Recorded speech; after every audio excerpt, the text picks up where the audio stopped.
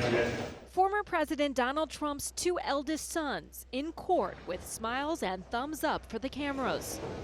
Eric and Donald Trump Jr. testifying in New York in a civil fraud trial, accused, along with their father, of falsely inflating the value of properties like Trump's previously owned hotel in Washington, Trump Tower in Chicago, and their Miami resort by hundreds of millions of dollars.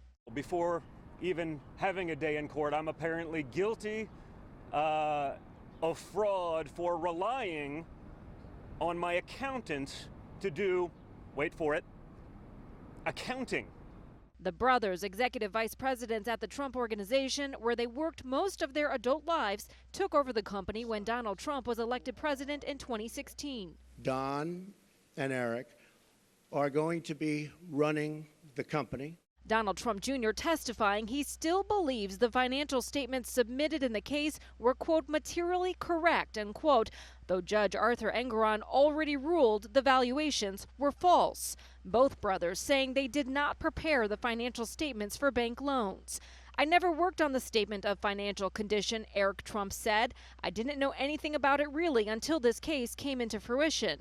When pressed by prosecutors in a tense exchange, Eric acknowledged emails from a decade ago appeared to show he knew about those very financial statements.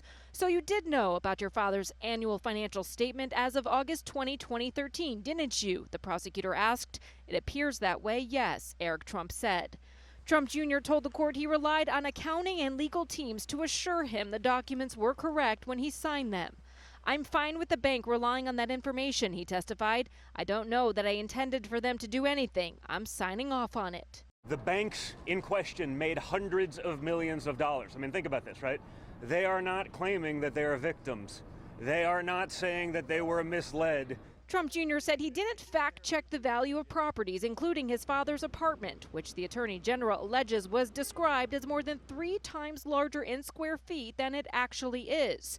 The New York Attorney General says the fraud got the Trumps better loan and insurance policy terms. The evidence is clear, and that is he inflated his statements of financial interests to enrich himself and his family.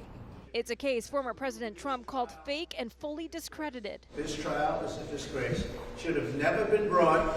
If the judge rules against the Trumps, they could be forced to pay back millions and lose their business license in the state.